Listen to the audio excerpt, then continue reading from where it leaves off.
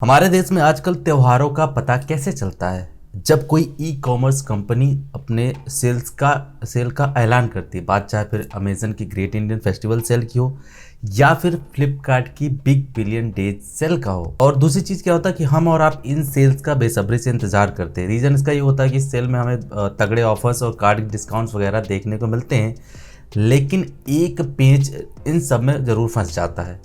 अब आज के दौर में मतलब त्योहारों का सीज़न चल रहा है, सेल्स वगैरह आ चुकी हैं या फिर आने वाली होंगी, तो आप लोगों के मन में विचार ये ज़रूर पैदा होंगे कि क्या लें क्या ना लें। और वैसे आप ज़रूर लिस्ट वगैरह तैयार करके रखी होगी कि हम इस सेल पे ये चीज़ खरीदेंगे। चाहे फिर अब वैसे आप बेसिकली दो प्लेटफॉर्म के ऊपर ज़्यादा लोग सेल भरोसा करते हैं, ये फिर अमेज़न की ग्रेट इंडियन फेस्टिवल होगी और इसके बाद फ्लिपकार्ट की बिग बिलियन डेज सेल है। इन दोनों प्लेटफॉर्म में काफ़ी ज़्यादा तगड़े ऑफर्स भी होते हैं, सेल्स वगैरह भी आती है, इसमें बहुत सारे डिस्काउंट्स वगैरह भी दिए जाते हैं। आप लोग लिस्ट भी बना के रखते हैं दोनों चीज़ों के लिए। फिलहाल अमेजन और फ्लिपकार्ट की सेल 23 तारीख से शुरू होने वाली है। बेसिकली अगर आप बात करूँ 23 तारीख से सबके लिए होगी, यानी 23 सितंबर से, लेकिन 22 सितंबर से बेसिकली प्राइम मेंबर्स के लिए होगी। अगर आपके पास प्राइम मेंबरशिप है तो आप अमेजन की ग्रेट इंडियन फेस्टिवल सेल पे एक्सेस कर सकते हो। दूसरी चीज़, अगर आप फ्लिपकार्ट के प्लस मेंबर्स हो तो आप फ्लिपकार्ट के बिग बिलियन डेज सेल में एंटर कर सकते हो। अदरवाइज बाकी जिनके पास ये दोनों चीज़ें नहीं तो उनके लिए बेसिकली 23 तारीख से सेल उपलब्ध होगी।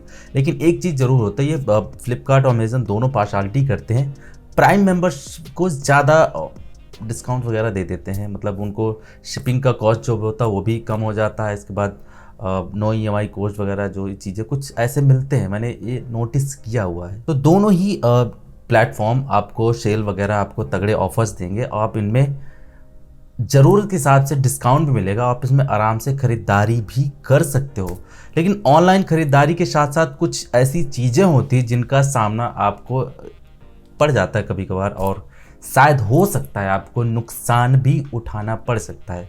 तो आज ऐसे कुछ पॉइंट्स के बारे में डिस्कस करूंगा। इसे आप फ्लिपकार्ट अमेजन में शॉपिंग की टिप्स भी समझ सकते हैं या फिर आप कोई पॉइंट्स भी समझ सकते हो, आप जैसा हिसाब करो।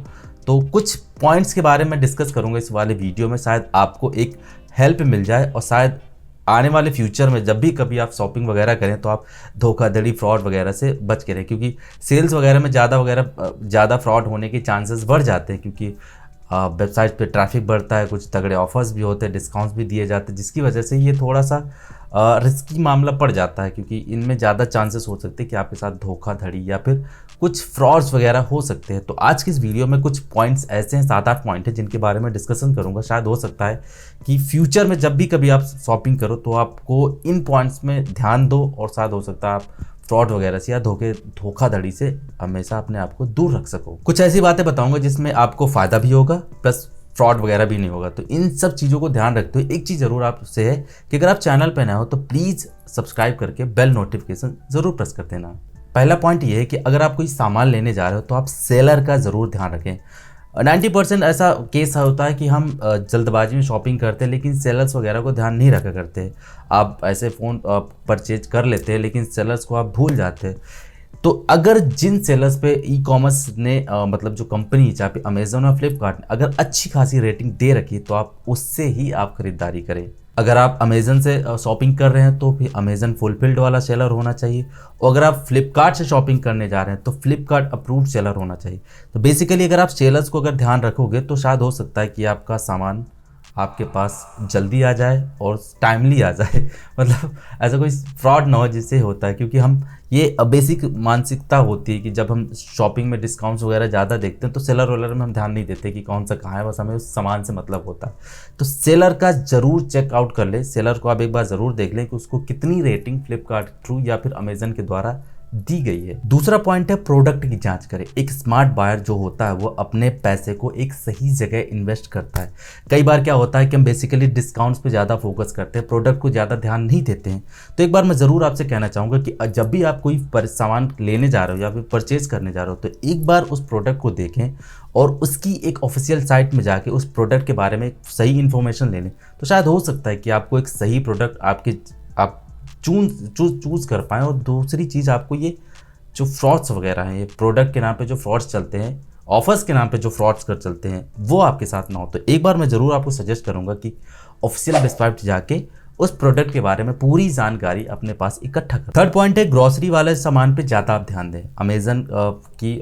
अमेजन फ्लिपकार्ट यानी ग्रेट इंडियन फेस्टिवल सेल और बिग बिलियन डेज जो ग्रॉसरी सामान पे काफ़ी ज़्यादा डिस्काउंट्स वगैरह देते हैं, और कई बार ऐसा होता है कि हम डिस्काउंट के चक्कर में कुछ ऐसे सामान परचेज कर लेते हैं जो कि एक लिमिटेड टाइम के लिए यूज़ होता है।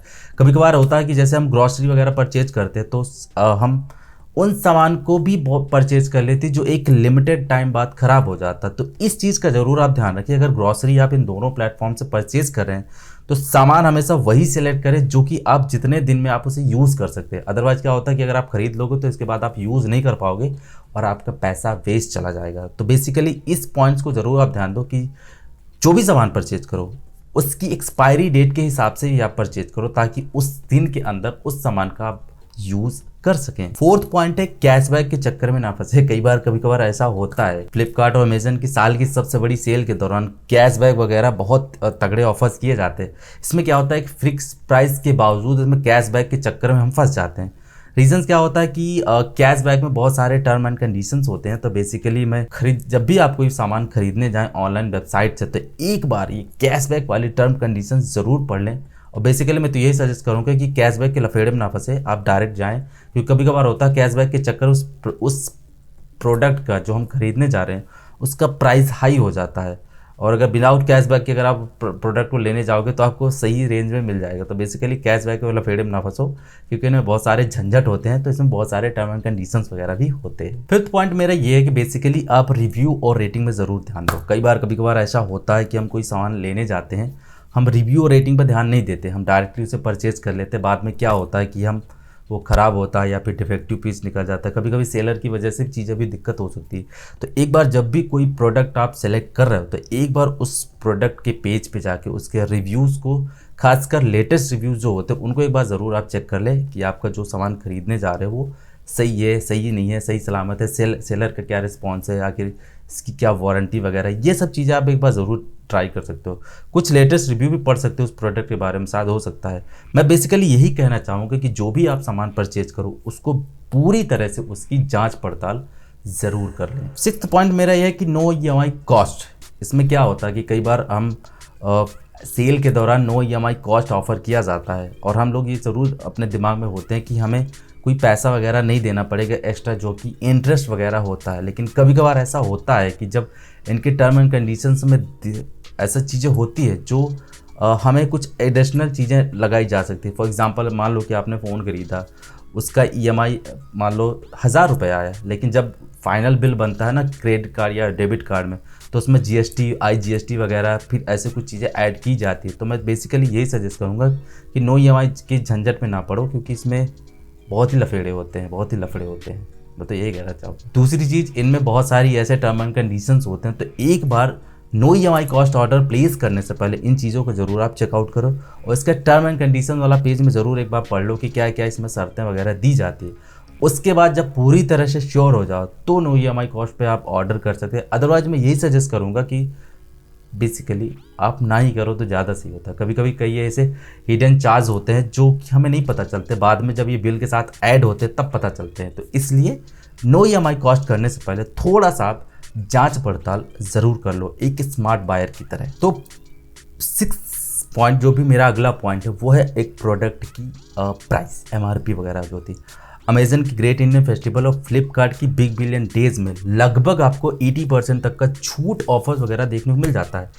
कई बार क्या होता है कि इतनी छूट देख के हम जनरली खरीदने का मन बना लेते हैं, लेकिन इसमें क्या होता है कि आपको थोड़ा सा ना केयरफुली यूज़ करना पड़ेगा, मतलब सावधान रहने की ज़रूरत है। इसका रीज़न ये है कि कई बार छूट और कॉस्ट के बीच में इतना ज़्यादा अंतर कम हो जाता है, जिसके क्या होता है कि हम प्रोडक्ट की MRP पे ज़्यादा फोकस करते हैं कि यार फलाने प्रोडक्ट इतना इसका सस्ता हो गया, तो हम खरीदने का मन बना लेते हैं। लेकिन एक्चुअल में क्या होता है कि ये प्राइसेस को बढ़ा के लिखा जाता है ताकि हम बहकाव में आ जाएं। हमारा क्या होता मेन होता है ना कि हम जैसे देखा 5000 की चीज़ है 500 मिल रही, तो हम ज़रूर मन बना लेते खरीदने का। तो एक बार ज़रूर मैं आप कहूँगा कि जो भी प्रोडक्ट आप सेलेक्ट करने जा रहे हो फ्लिपकार्ट, अमेजन के साथ साथ आप अदर वेबसाइट में जाके उस प्रोडक्ट की प्राइस ज़रूर एक बार चेक कर सकते हो, जिससे क्या होगा कि आपको थोड़ा सा फ़ायदा हो सकता है ना, आपका पैसा बच सकता है। तो एक बार कोई भी प्रोडक्ट खरीदने से पहले कुछ अलग अलग वेबसाइट में जाके ज़रूर एक बार चेकआउट कर सकते हो सकता है इसकी ऑफिशियल वेबसाइट में भी चेक कर सकते हो, तो आपको पता चल जाएगा कि दूध का दूध क्या है, पानी का पानी क्या है। लास्ट मेरा पॉइंट ये है कि रिटर्न पॉलिसी क्या है। रिटर्न पॉलिसी की एक बार ज़रूर चेकआउट करो। कभी कभार ऐसा होता है कि हम फ्लिपकार्ट या अमेजन से कोई प्रोडक्ट पर ऑर्डर कर देते हैं, लेकिन क्या होता है कि जब रिटर्न पॉलिसी हम देखते हैं तो कुछ प्रोडक्ट की रिटर्न पॉलिसी होती है वो एक्सचेंज पॉलिसी होती है, उसका रिटर्न नहीं होता है। तो आप कोई भी सामान अगर ऑर्डर कर रहे हैं तो एक बार इन प्रोडक्ट की रिटर्न पॉलिसी को ज़रूर आप चेकआउट करो, क्या वो एक्सचेंज पॉलिसी है, क्या वो रिटर्न पॉलिसी है। कुछ ऐसी चीज़ें होती है जो कभी कभी होता है कि हम कर देते हैं, लेकिन प्रॉब्लम क्या होता है कि जब हम उसे रिटर्न करने जाते हैं ना तो सेलर हमें फोर्सफुली उसको एक्सचेंज करने का ऑफ़र देता है, रिटर्न करने का ऑफ़र नहीं देता। तो एक बार ज़रूर चेकआउट कर लें रिटर्न पॉलिसी को, क्या कहाँ कैसा होता है। होपफुली मैं आशा करता हूँ कि आपको ये पॉइंट्स अगर आपके दिमाग में रहेंगे, शॉपिंग करते समय अगर ये 8 पॉइंट आपके माइंड पे रहेंगे तो आपके साथ ना तो कभी धोखा हो सकता है, ना तो कभी आपका पैसा बर्बाद हो सकता है। तो ध्यान रखने की बात है, थोड़ा सा आप केयरफुली अगर आप शॉपिंग वगैरह करेंगे तो शायद हो सकता है भविष्य में आपको इन सब चीज़ों का सामना नहीं करना पड़ सकता है और आप आसानी से उस शॉपिंग वेबसाइट यानी ई कॉमर्स वेबसाइट पे भरोसा भी कर सकते हैं, ताकि आपको दोबारा कोई ऐसी झंझट में ना पड़ना पड़े।